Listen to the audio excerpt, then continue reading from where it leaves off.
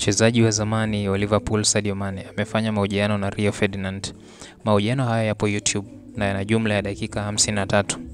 Cops, nimewadadavulia mahojiano haya kama ifuatayo. Ungana nami na subscribe kama hujaweza kufanya hivyo.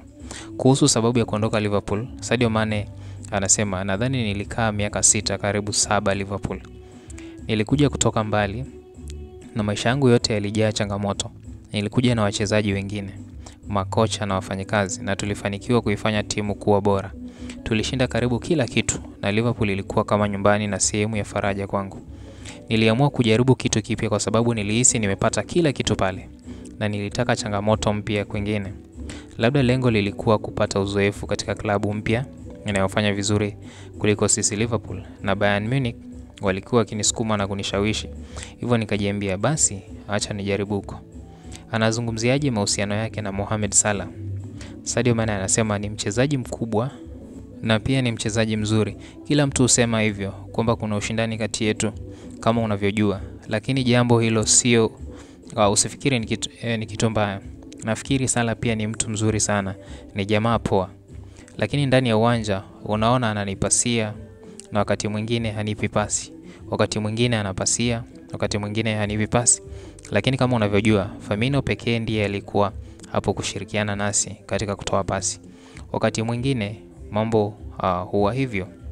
Na alizungumziaje pia kuhusu tukio la Salah kumnyima pasi dhidi ya Burnley? Sadio Mane akasema nakumbuka vizuri mechi hiyo ambapo nilikasirika sana kwa sababu hakunipasia na alipaswa kunipasia. Nilikuwa na hasira sana baada ya mechi, na siku iliyofuata alikuja kwangu. Alitaka kuzungumza nami lakini hakujua lini au vipi aanze. Salah alidhani bado nimekasirika kwa sababu hatukuongea baada ya mechi. Hivyo alikuja kwangu siku iliyofuata na kusema hakukusudia kutopasia na kwamba alipokea mpira alipokuwa akifikiria tu kupiga shuti na hakuniona. Nilimhakikishia kuwa swala lile limeshaisha na kwamba hasira yangu ilikuwa tu kwa sababu najua ana uwezo wa kupasi vizuri zaidi, na tangu siku hiyo tumekuwa karibu zaidi. Na ingawa hali kama ile inaweza kurudiwa mara nyingine, hili ni jambo la kawaida kwa washambuliaji. Akiuona mpira haoni mtu mwingine. Anazungumziaje kuhusu utani wa safu ya ushambuliaji? Utatu wa safu ya ushambuliaji Mane, Firmino na Salah. Sadio Mane, kuna tofauti nyingi kati yetu kwenye tabia, mienendo na kila kitu. Na nafikiri ndicho kilichotufanya kuwa na mafanikio. Mmoja wetu anapiga pasi, mwingine anashambulia, mwingine anapiga shuti. Mchanganyiko huo wote unatupa nguvu na kutengeneza aina ya wachezaji tulio. Tulikuwa na kocha mkubwa kama Klopp ambaye alikuwa kama mwalimu. Aliwapa kila mchezaji uwanjani na alikuwa nasi uwanjani na nje ya uwanja hadi kwenye maisha yetu ya kawaida.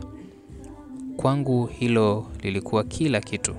Hicho ndicho kinatutia moyo kila siku, kinatufanya uwe tayari kupigana, kujitoa, hata kutoa maisha yako kwa ajili ya timu. Na kila mchezaji alihisi furaha ya kucheza pamoja, kwa sababu tungeweza kufumba macho na bado tukajua nini cha kufanya uwanjani. Kila mchezaji alijua kabisa anachotakiwa kufanya na kile kocha anataka.